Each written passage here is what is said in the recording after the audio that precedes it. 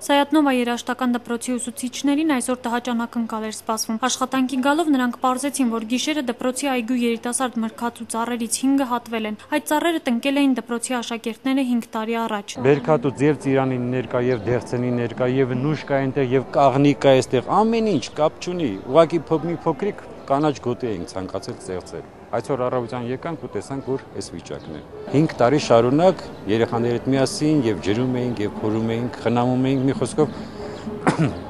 երբ որ այսօր առավոտյան եկանք, սա ուղղակի չգիտեմ, մի մեծ պատիժ էր ոնց որ ամբողջ մեր կոլեկտիվի համար, դեռ երեխաները չգիտեն ու չենք էլ բարձրաձայնել, որովհետեւ մանավանդ այսօրվա միջոցառումից առաջ ճուզեցինք տենց տաճ մի նորություն ասել։ Ուսուցիչները կասկած չունեն, որ ծառերը միտումնավոր են հատվել եւ դա մեծահասակի ձեռքի գործ է։ Եթե ասենք երեխաներ ասենք այդ ցոգոլի համար գային, կարող է ճյուղեր կոտրված լինել, բայց երբ որ ծառը հիմքից ծղոցով կտրում են, ցոգոլն էլ վրան, բերքի տակ, դա արդեն պարզ երևում է, որ դիտավորություն է։ Դպրոցի փոխտնօրենն իրեն իրավունք վերապահեց ասել, որ ծառերի հատման հեղինակը խորեոգրաֆիայի պետական թատրոն ՊՕԱԿ-ի տնօրինությունն է, որին մշակույթի նախարարությունը իրենց կիսանկյուղային տարածքը մի քանի տարի առաջ հատկացրել էր։ Այո, մեր հարաբերությունները այդ կազմակերպության հետ լարված են, որը լիքը անօրինականություններով, լիքը անպատժելի